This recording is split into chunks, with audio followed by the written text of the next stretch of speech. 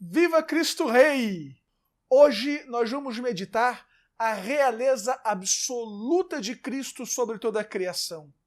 Afinal, nosso Senhor não reina apenas sobre os nossos corações, mas Ele é Rei da história, das artes, da economia, das leis, da política, enfim, de toda a sociedade. Fica comigo mais alguns minutinhos que eu explico tudo direitinho para você.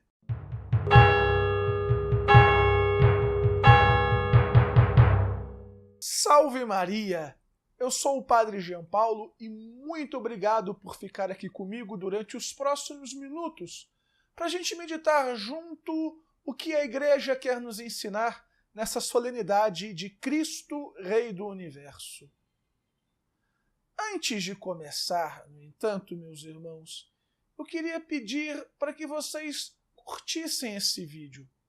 Isso é muito importante para o crescimento do nosso apostolado.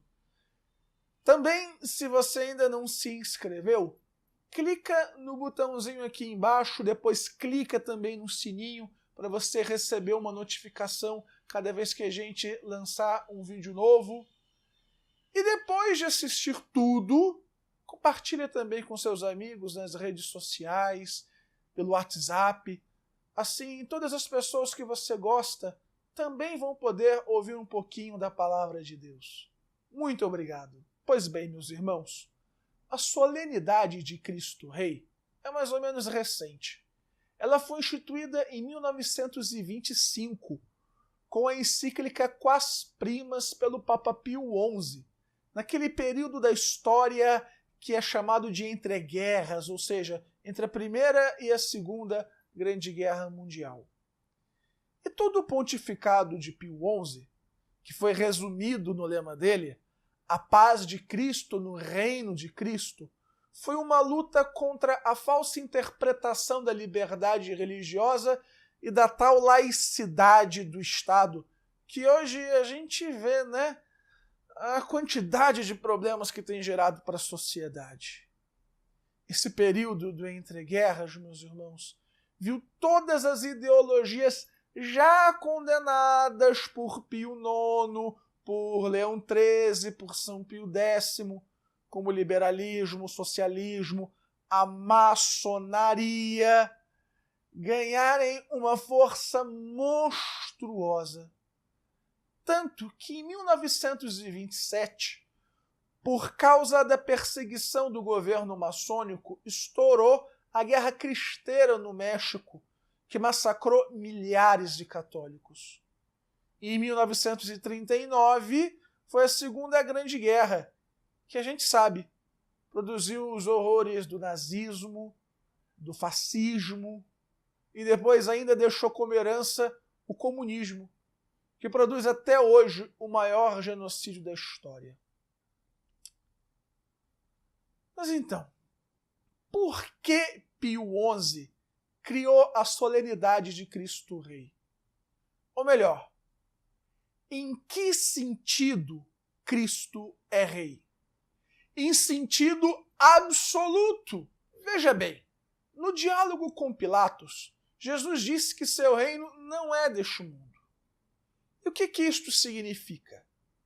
Significa que a realeza de Nosso Senhor não emana do povo, nem de uma conquista por direito de batalha, muito menos de uma constituição. Mas o reinado de Nosso Senhor tem sua origem fora do mundo, ou melhor, desde antes do mundo, porque tem sua origem em Deus mesmo. A gente não reza a doxologia em todas as missas? Por Cristo, com Cristo e em Cristo?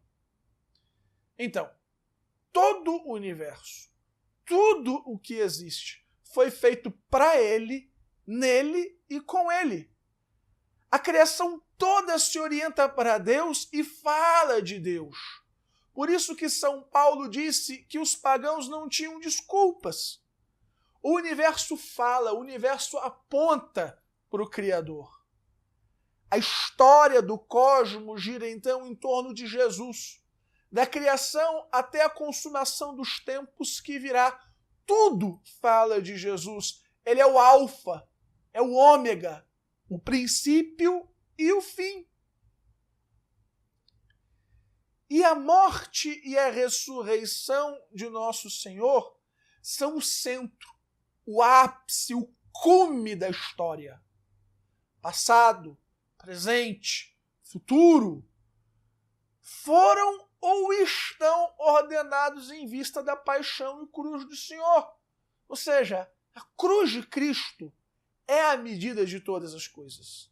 Tudo mesmo é medido pela cruz.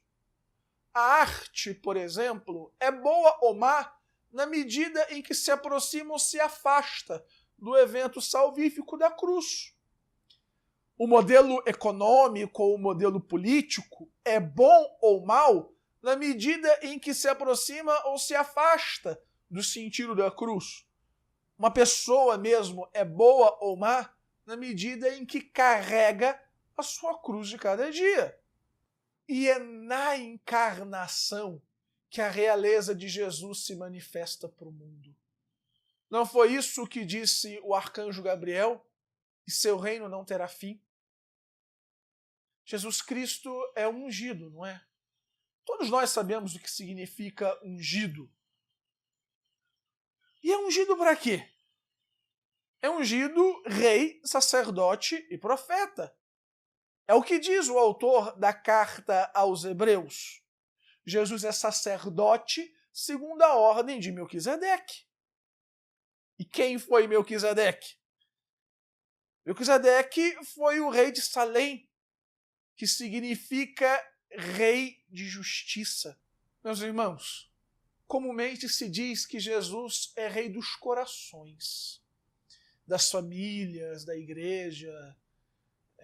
Provavelmente muitas das homilias pregadas nesse fim de semana versarão sobre isso. Eu mesmo, muitas vezes, quando falei de Cristo Rei, preguei que o Senhor é um rei dos corações. Mas ele é muito mais do que isso. Pensa aqui comigo. Se ele é rei dos corações, se ele é rei dos indivíduos, se ele é rei das famílias, ele então é rei da multidão dos indivíduos, ele é rei da coletividade das famílias. Ou seja, ele é rei das sociedades. E se o fim último do homem é Deus, o fim último da sociedade também é Deus. É como nos ensinou Santo Agostinho. A cidade dos homens está ordenada à cidade de Deus. Os poderes e as autoridades do mundo estão ordenados e sujeitas ao poder e à autoridade de Cristo. E Jesus disse isso a Pilatos naquele diálogo antes da sua condenação.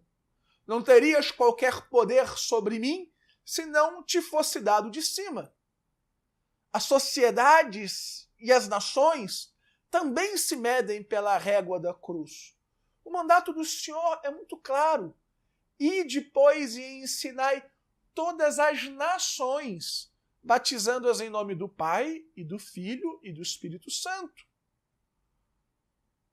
O reino de Deus é, portanto, sim, espiritual, mas possui dimensões políticas, sociais, jurídicas e até mesmo econômicas.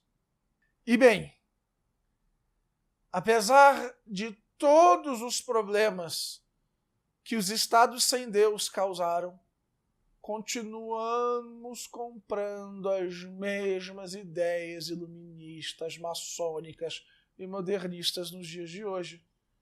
Estado laico, Estado laico, Estado laico.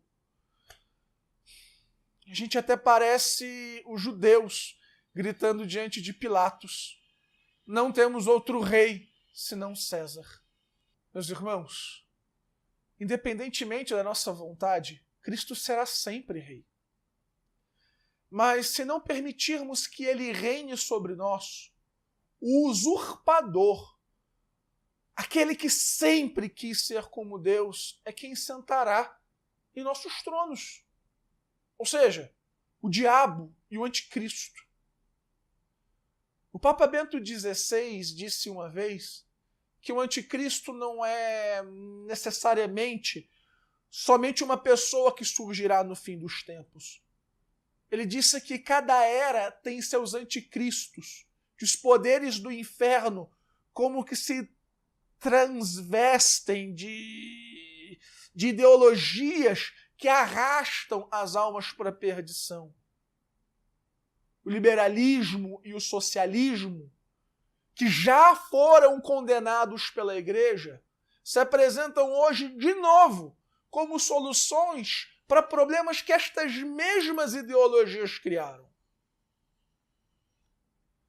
Entendam bem uma coisa: o Estado laico, o Estado de direito moderno, a liberdade religiosa que entende que todas as religiões são iguais, o livre mercado, o socialismo, o controle estatal, ideologia de gênero, feminismo, etc., são todas essas manifestações contemporâneas do anticristo.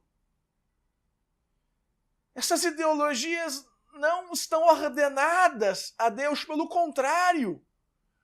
Elas prometem um paraíso aqui na terra, mas só conseguem nos proporcionar mesmo um vislumbre do inferno. Vocês hão de concordar comigo que não é muito inteligente fazer sempre as mesmas coisas e esperar disso resultados diferentes, né? Eu quero dizer o seguinte: se a gente não está feliz com o rumo da sociedade, adianta alguma coisa viver do mesmo jeito que a gente está vivendo? Vai mudar alguma coisa se a gente continuar com os mesmos esquemas de pensamento? Não, né? Está na hora da gente purificar a nossa mentalidade. Cristo deve ser novamente o centro da vida dos homens e, portanto, o centro da sociedade. É óbvio que a cristandade teve seus problemas, suas imperfeições. E quando restaurada, vai ter problemas também de novo no futuro. Claro, o paraíso é só no céu.